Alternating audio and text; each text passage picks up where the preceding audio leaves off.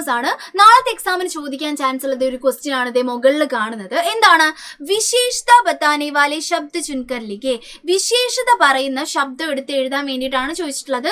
1 മാർക്കിനൊക്കെ ഇത് ചോദിക്കാൻ വേണ്ടി ചാൻസ് ഉണ്ട്.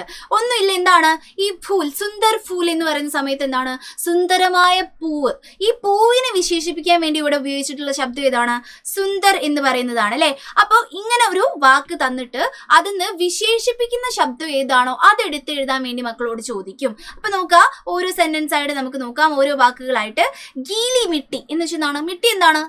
മണ്ണാണ്. ഗീലി മിട്ടി വെച്ചെന്താണ്? നനഞ്ഞ മണ്ണ്. മണ്ണ് എങ്ങനെയുള്ളതാണ്? നനഞ്ഞ മണ്ണാണ്. അപ്പൊ എന്താണ്? ഗീലി എന്നുള്ള വാക്കാണ് വിശേഷത കാണിക്കുന്ന ആ ശബ്ദം എന്ന് പറയുന്നത്. മക്കൾ എന്ത് ചെയ്യുന്നു? ഗീലി എന്ന് പറഞ്ഞ ശബ്ദം, ഈ റെഡ് കളറിലുള്ള ശബ്ദങ്ങളാണ് എടുത്ത് എഴുതേണ്ടത് കേട്ടോ.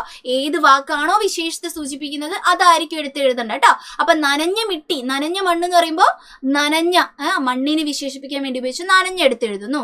അതേപോലെ നോക്കിക്കേ, ചോട്ടാ മേണ്ടക്, ചെറിയ തവള. ഈ തവളയെ വിശേഷിപ്പിക്കാനാണ് എന്ത് വാക്ക് ഉപയോഗിച്ചത്? ചോട്ട എന്നുള്ള വാക്ക് ഉപയോഗിച്ചത്. അപ്പം ഏത് വാക്കായിരിക്കും മക്കൾ എടുത്ത് എഴുതേണ്ടത്? ചോട്ട എന്ന് പറഞ്ഞ വാക്കായിരിക്കും എടുത്ത് എഴുതേണ്ടത് അല്ലെ. അടുത്ത് നോക്കിക്കേ, ലാൽ കാല കീട, റെഡും ബ്ലാക്കും കളറുള്ള കീട, പ്രാണി.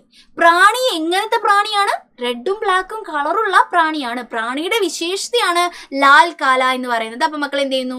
വിശേഷത ഇതാക്കുന്ന ശബ്ദം എടുത്ത് എഴുതാ പറഞ്ഞ ലാൽ കാല എന്നുള്ള ശബ്ദം എടുത്ത് എഴുതുന്നു. അടുത്ത് നോക്കിക്കേ, പത്തേക്ക് നാവ്, ഇല കൊണ്ടുണ്ടാക്കിയ തോണി. തോണി എങ്ങനെയാ ഉണ്ടാക്കിയേക്കുന്നത്? ഇല കൊണ്ട്. തോണിയുടെ പ്രത്യേകത എന്താണ്? ഇല കൊണ്ടുണ്ടാക്കിയ. പത്തേക്ക് നാവാണ്. അപ്പൊ പത്തേ എന്ന് പറയുന്നതാണ്, പത്തേക്ക് എന്ന് പറയുന്ന ആയിരിക്കും എന്ത്? വിശേഷത കാണിക്കുന്ന ആ വാക്ക് എന്ന് പറയുന്നത്. മക്കൾ എന്ത് ചെയ്യുക? അതെടുത്ത് എഴുതാം. അതേപോലെ തന്നെ ബർസാത്തി നാലെ എന്ന് വെച്ചാൽ എന്താണ്? മഴ പെയ്തുണ്ടായ തോട് എന്നുള്ള അർത്ഥമാണ്.